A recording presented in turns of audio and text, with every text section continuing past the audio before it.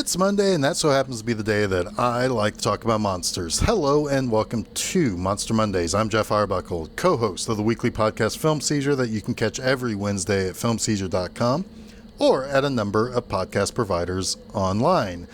Welcome to the start of a new theme month here as we travel back across the Pacific to take a look at some Japanese creatures.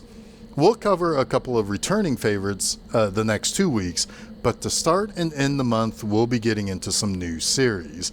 And to kick things off, we will launch into the first of the 1966 trilogy about a vengeful god demon that stomps around in a giant stone suit in Daimajin. Now check this out. The Daimajin trilogy of films was entirely released within 1966.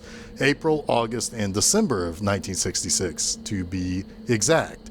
Now, I'm coming into this kind of new to the series, so I don't know yet if this all links together and we're almost looking at a single 5 or 6 hour film broken into thirds, or if it's truly just a series that were released as a trio of films, but we'll find out in time. Daimajin comes to us from Daiei Films, makers of the Gamera series and the final film of this month's theme, Yokai Monsters 100 Monsters. In fact, we also open and close this month with the same director, Kiyoshi Yasuda, who made both the first Daimajin film and the first Yokai Monsters film. So how's about that? Yasuda had a nearly 45-year career in film, and he ended up making 6 of the 26 films in the Zatoichi film series. Zatoichi is a blind masseur who roams the land and seemingly just kind of a harmless guy giving out massages, performing acupuncture, making a living on being a dice gambler, and sometimes even a singer. But he's actually a badass with a sword. He basically goes around and protects the innocent and fights the Yakuza. He's a legendary hero of Japan and has appeared all over the place in films, TV, and as a supporting character in other stories from time to time. But we're not here to talk about Zatoichi. No, we're here to talk about Daimajin. It should be known that I usually refer to Japanese giant monster movies as kaiju movies, and I'm not incorrect in doing so, but technically creatures like Godzilla and his merry band of buddies, Gamera, and today's featured creature are actually daikaiju.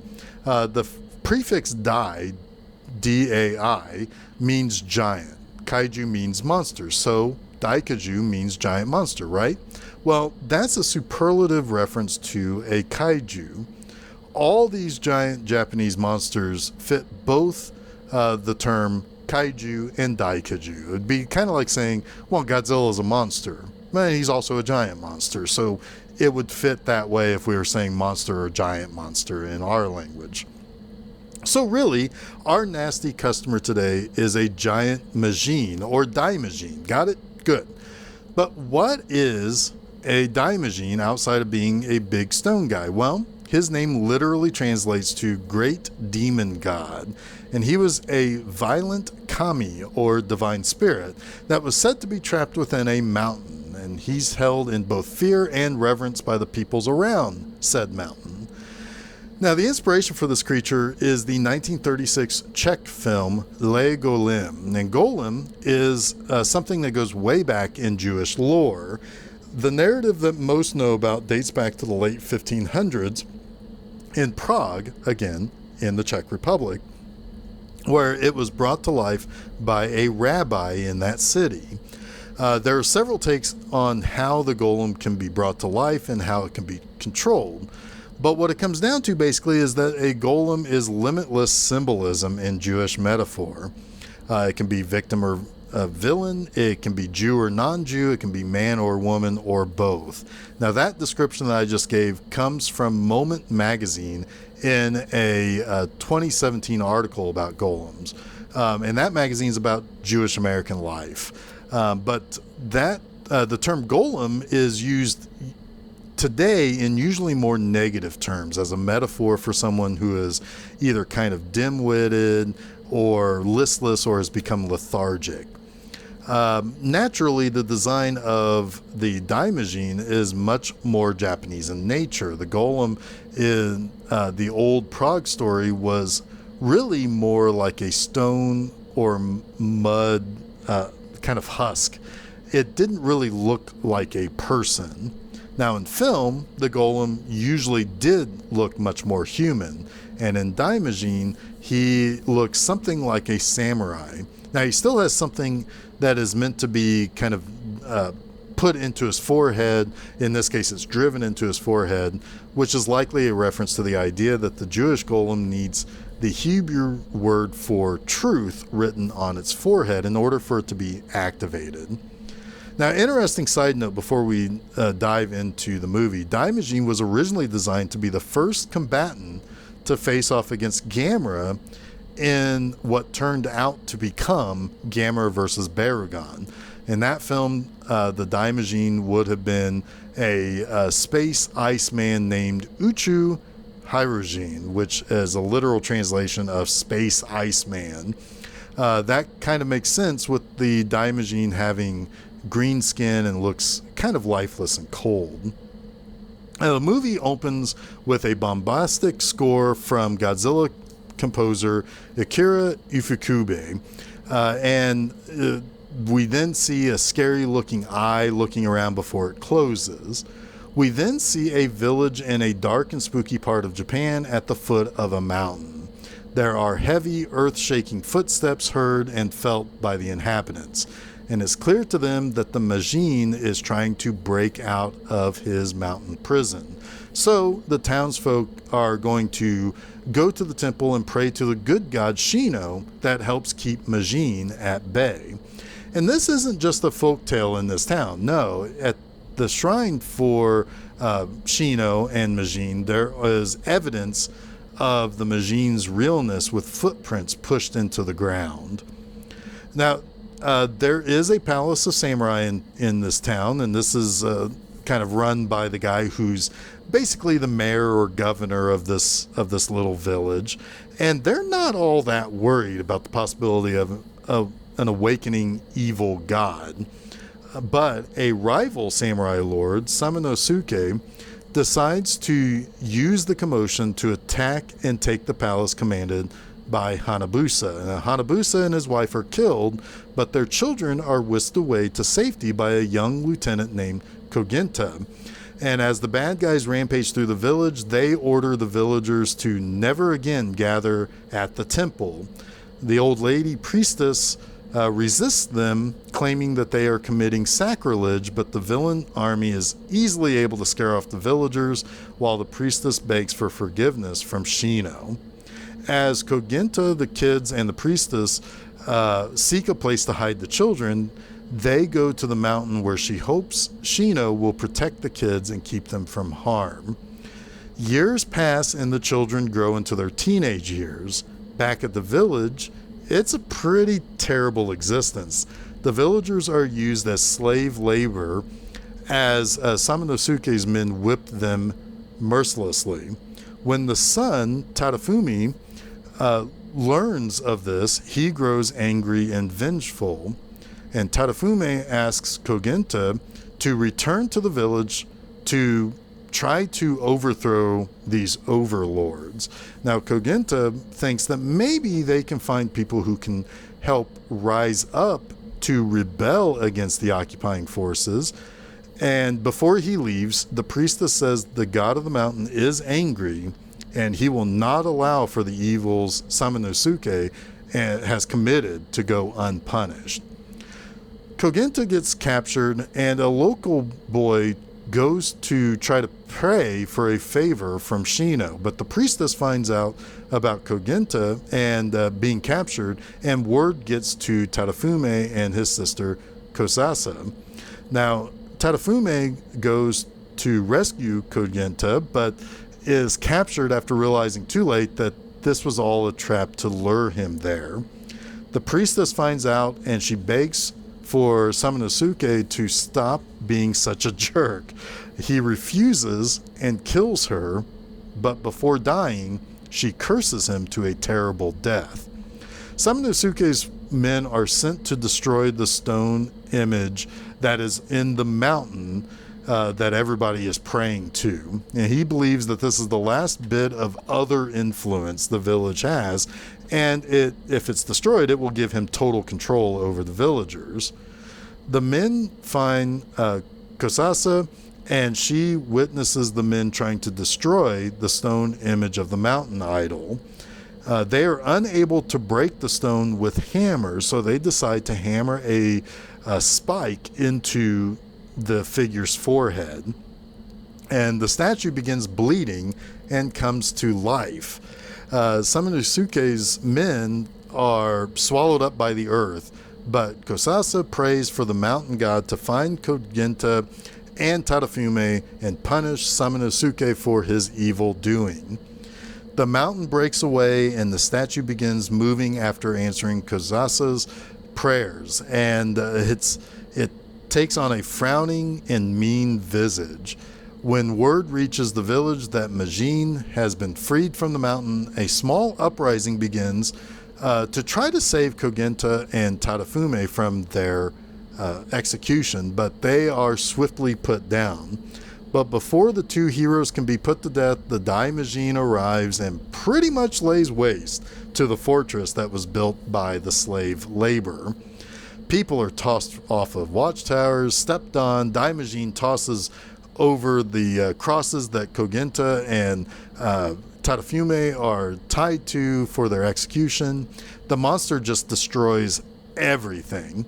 The soldiers try to use chains to bring down the Daimajin, but nope, no dice. He just keeps stomping through the town, dragging everything the chains were wrapped around for leverage with him. Next, they try launching boulders at him from a catapult. That just bounces off of him. They try to impede him with carts on fire, but he extinguishes the fire with a swift motion of his arms. He's crushing people by picking them up and shoving them against buildings. The Daimajin is not messing around, but finally, he finds and picks up Samanosuke, takes him over to the cross that was going to be used to kill the heroes, and uses the spike in his forehead to nail that bastard to the freaking cross. Daimajin then is going to go and destroy the village, but Tadafume begs him to stop because they've done no harm. And he's not able to stop the monster. It's only when Kosasa lays down to protect the little boy that he's about to crush that Daimajin stops. She says if it will appease his anger, he can crush her. But as she cries at his foot, the tears getting onto him, he stops, turns himself back into the statue that was in the mountain, and his spirit leaves, and the old idol crumbles in the center of the village.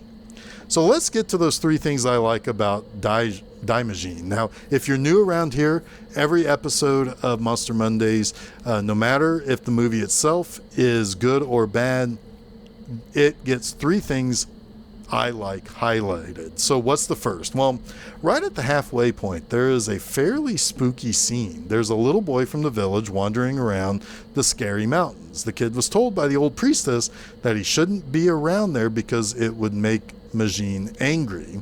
And sure enough, there are ghosts flying around, and the kid starts seeing skeleton hands grabbing at him, and the creepy bamboo wicker man built for the ceremony earlier in the movie. It's all quite eerie, and it's only doubled by it being a kid in this situation. But there's a little bit of a twist. He's not really seeing everything we think he's seeing. It's a kid's imagination running wild on him. The ghost might just be the wind. The skeleton hand is a tree branch. The wicker man is a tree with moss on it. It's a very nicely done scene that was fun while still being a little spooky for this movie that isn't 100% adult, even though it takes itself very seriously like an adult film would. That brings me to point number 2. This movie is really pretty dark. It's got an evil samurai and overlord that is quite brutal. There are villagers being turned into tortured slaves to build a new fort for this new overlord. And apparently they've been working on it for about a decade. The village is already something that seems cold and remote around this mountain. So it starts kind of dark and keeps that tone throughout the whole movie. Then we watch an old woman being murdered by Samanosuke for being religious and telling him that he will anger the god of the mountain if he continues being a jerk. It's a sad scene and really kind of keeps you locked in this very unfortunate and kind of depressing narrative tone, even though you look forward to that being reversed by the end of the movie. And that's a pretty bold concept for a 1960s Japanese kaiju film. And thirdly, this is, as a whole, very well-made movie. You know you're watching a really good kaiju movie. And that's because this movie is about 84 minutes long, and you don't see the monster until around the 70-minute mark or later. So the movie is really good at holding your attention, but even better, when the monster comes, despite only getting him for about a ninth of the total runtime, it's awesome. You spend the entire movie wanting to watch the bad guys get their comeuppance. And then when that arrives in the form of a giant rock samurai with a really angry expression, it's worth all the waiting you had to do. You don't just get the really good, engaging, and interesting story about this village and the warlord's grip on it, but then you get to see the Daimajin wreck their fortress and kill lots and lots of those bad guys. It's fantastic. It's better than a large number of the Godzilla films. This is a better film than all of the Gamera films. As I mentioned, this film isn't entirely adult, but takes itself very seriously, like a movie made for adults. Well, this is, I would say this is, the original intent is for this to be a monster movie made for adults, and it works because it does not have a single cheap emotion or situation in it. You want the bad guys to get stomped on. You want them to do this because they are terrible people. And guess what? It's satisfying as all get out when it happens. But that wraps up this week's Monster Mondays. You can catch new episodes of Monster Mondays each Monday at filmseizure.com. But don't forget to follow Film Seizure at Facebook, Twitter, and Instagram, and subscribe to Film Seizure to get both the Film Seizure and Monster Mondays podcast at your favorite podcast providers online, as well as YouTube. You can also check out my website, bmovieanima.com, to read new articles every Friday morning. Next time we get to the movie that I've waited for 180 episodes to finally get to. Find out more about why Gamera vs. Giran is that movie next Monday. So until next week, stay spooky.